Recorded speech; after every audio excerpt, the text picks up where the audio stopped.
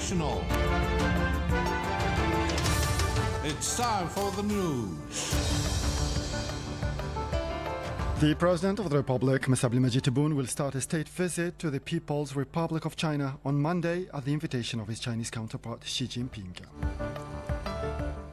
The leaders of the People's Party in Spain, Alberto Funes Feijóo, potential candidate for the post of Prime Minister in next elections, has promised, if elected, a return to the previous position of his country towards the Harawi file, based in particular on transparency. And in the Palestinian file, Palestinian President Mahmoud Abbas has said that the Jenin refugee camp remains a symbol of the struggle, steadfastness, and defiance of the Palestinian people.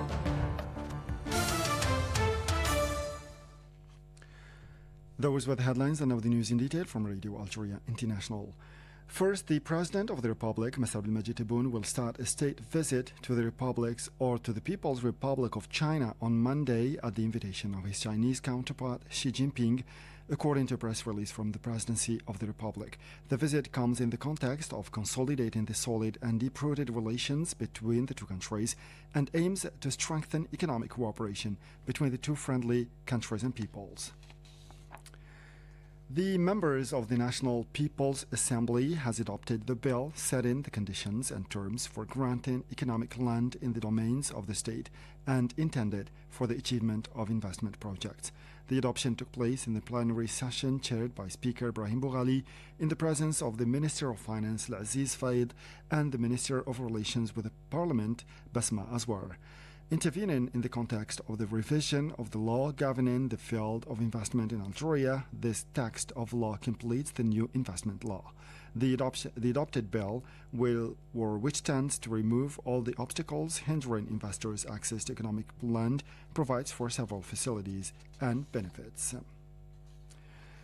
The magazine Al Jaish has underlined in its July issue that the continuation of the path on the path of the acquisition of forest factors by the People's National Army responds to very important data whose purpose is to defend or defense of national sovereignty. It assured in this respect, and without any exaggeration, that the pursuit on the path of the development and the acquisition of the factors of force as sought by our valiant army respond to very important data which have for purpose as a whole the defense of our national sovereignty, which comes at the top of the priorities. The details with our colleague Saad Bougazi in this report. This is not unrelated, as the President of the Republic explained, with the attempts at security destabilization carried out in our neighborhood, fueled by conflicting foreign agendas which are working to appropriate resources, particularly energy, and this to the detriment of the security of the peoples of our region, explained the magazine in its editorial. Based on this logic, the review observed that the ANP takes care to be aware of all these security and military developments and subsequently to make the best use of the material and human potentialities at its disposal with the aim of a complete securing of our national borders and the preservation of our national independence from any attempt to undermine it.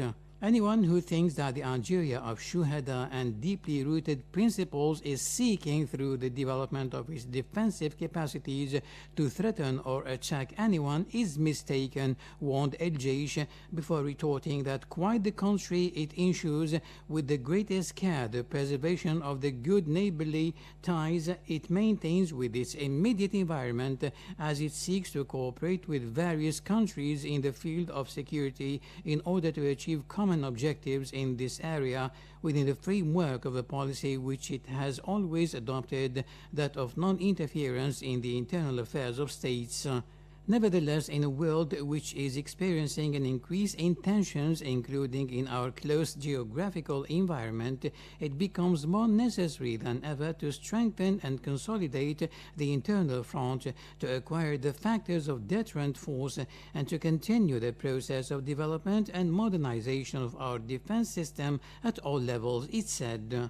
The magazine recalled that after the historic military parade of our army on the occasion of the commemorative festivities of the 60th anniversary of independence in July last year, units of army had, on the eve of the 61st anniversary, executed a tactical exercise with live ammunition, Fajr 2023, crowning the combat readiness program of our forces for the year 2022-2023. El Jaish believes in this respect that the Algerian people can be proud of the achievements of independent Algeria, particularly within the framework of the process of building the national state, as underlined by the Chief of Staff of the National People's Army, Army General Said Shengriha. As a conclusion, like every year, the release of new promotions from the National People's Army training structures coincides with the celebration of the anniversary of the recovery of national sovereignty. The naming of these promotions with the names of martyrs and war veterans of the Liberation Revolution testifies to the loyalty to the values of our glorious history and the determination of the Algerian youth to preserve the legacy, notes the editorial of El Jaish. Participants in the Memory Forum affirmed Wednesday in Algiers that the relationship of the activist and former South African President Nelson Mandela was distinguished and strong with Algeria. He who was inspired by the War of Liberation in his resistance to the apartheid regime that reigned in his country, took part in the forum organized by the association Mash'al al-Shahid and the daily Al-Mujahid, coinciding with the 61st anniversary of the recovery of national sovereignty and the International Day of Nelson Mandela, coinciding with July 18. Nelson Mandela's comrade in arms during the War of Liberation, Noordin Judy, diplomats, ambassadors of Zimbabwe, Venezuela, and Vietnam, as well as the chargé d'affaires of the South African Embassy to Algiers. The president of the International Association of Friends of the Algerian Revolution, Noordin Judy, indicated that Nelson Mandela had received a military training by Algerians and that his fight was inspired by the struggle of the Algerian revolutionaries and the glorious revolution. Political organizations taking part in the campaign in support of Palestine and Arab causes have hailed from Beirut the decision of the President of the Republic, Mr. Abdelmajid Tebboune, to grant a financial contribution of $30 million to help the construction of the city of Jenin and the camp of Jenin as well, following the barbaric aggression carried out by the Zionist occupation forces, calling all Arab and Muslim governments to follow his example. Said Boughazi reports. In the press release sanctioning the proceedings of the weekly meeting of the said campaign, the participants welcomed the initiative of President Tebboune, having had a great impact on the Palestinian people who feel less alone in the face of Zionist brutality. At the end of the meeting, a delegation from this campaign traveled to the Algerian embassy in Beirut to convey their greetings, congratulating the holding of the Arab Sports Games 2023 in Algiers after years of absence. Palestinian officials had earlier welcomed the decision of the President of the Republic, Abdelmajid Tebboune, to grant a financial contribution of $30 million to help rebuild the city and the camp of Jenin, which reflects the historical cohesion between the Algerian and Palestinian peoples. President Tebboune had received a message from the President of the State of Palestine, Mahmoud Abbas, in which he expressed his heartfelt thanks for the urgent financial contribution for the reconstruction of the city and the camp of Jenin following the brutal aggression carried out by the Zionist occupying forces. For Palestinian Prime Minister Mohammed Shtayyeh, the support of Algeria illustrates the solid and deep relations of fraternity, the blood ties, and common destiny uniting Algeria and the Palestinian people who continue their fight to preserve their territories, their holy places, and their identity and wrest their legitimate right to establish an independent state with El-Quds as its capital. Still with the thorny Palestinian file, UN experts have said that the forced eviction and displacement of the Ghaith Sab Laban family and many other Palestinian families in East Al-Quds constitutes a war crime that must stop immediately. They added, it is extremely shocking and heartbreaking to see Noura Ghaith and Mustafa Sub Laban, an elderly Palestinian couple, be expelled from their home where they have lived all their lives and raised their children. Said Bougazi reports again. The Zionist occupation authorities forcibly evicted Noura Ghait from her home in the old city of Al-Quds in the early hours of Tuesday. As we have said on many occasions, the forced evictions of Palestinians in East Al-Quds are part of the Zionist apartheid mechanism at work, the UN experts said. They underlined that the case of the Ghait Sab-Laban family is not unique, but rather represents a widespread and systematic practice to expel and forcibly displace Palestinians from East Jerusalem and to expand the illegal settlements. The transfer of settlers to the occupied territories is a blatant violation of humanitarian law and a war crime, the experts said. In the whole of East Al-Quds, some 150 Palestinian families are at risk of being expelled and forcibly displaced by the occupation authorities and settler organizations.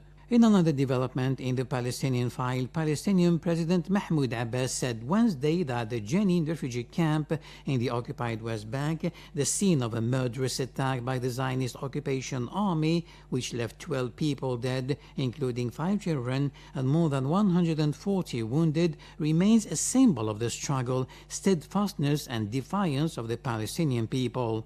Mahmoud Abbas thanked all those who have given their support to Jenin and its camp, especially Algeria, the country of a million martyrs.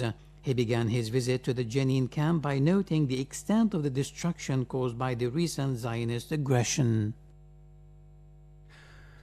And now the leader of the People's Party in Spain, Alberto Núñez Feijóo, potential candidate for the post of Prime Minister in the legislative elections of July 23rd, has promised a return to the previous position of his country towards the Sahrawi file, based in particular on transparency in case of victory, invited with Pedro Sanchez for a televised debate in anticipation of the upcoming elections. The leader of the PP has, for the beginning, criticized the outgoing Prime Minister for his unilateral change of position on the conflict in Western Sahara and its alignment with the expansionist thesis of Morocco, asking him notably to reveal the real reasons for this reversal.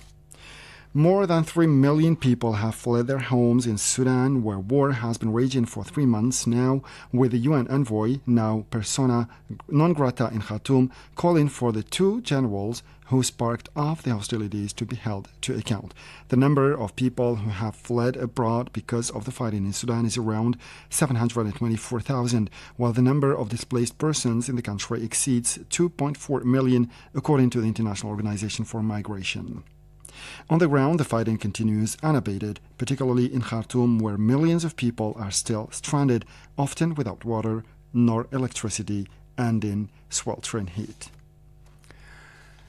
The United Nations Children's Organization UNICEF has expressed shock at the report that 6 children were among the victims of a land bomb explosion which killed 8 people on Sunday, near the town of Bula Burdi in the state of Hirshabelle in Somalia. In a statement published on Wednesday in Mogadishu, Wafa Said, UNICEF's representative in Somalia, said the children were from 2 families traveling on a 3-wheeled motorbike when it hit the bomb on the ground and exploded. To lose your loved ones in such a terrible situation is very shocking. After decades of war, Somalia has become one of the most dangerous places in the world for children, according to the latest Secretary General's report on children and armed conflict. And finally, North Korea said Thursday that it had successfully tested its new intercontinental ballistic missile at solid fuel, according to state media, days after Pyongyang threatened to shoot down U.S. spy planes that violated its airspace. The Hwasong-18, a new type of solid-fuel ICBM that had been fired by the North Korean Army only once in April, traveled 1,001 kilometers at a maximum altitude of 6,648 kilometers before crashing into the East Sea, according to the news agency KCNA. According to experts, the flight time of around 70 minutes is also similar to that of some of North Korea's previous ICBM launches. With this, we come to the end of this news. The bulletin for today, time now for a weekly program, starting with my colleague Jamal Silmani, and another program on culture by my colleague Aziz Agassiaz. For me, I'll meet you again tomorrow for a fresh edition of our news bulletin. Thank you, and bye-bye.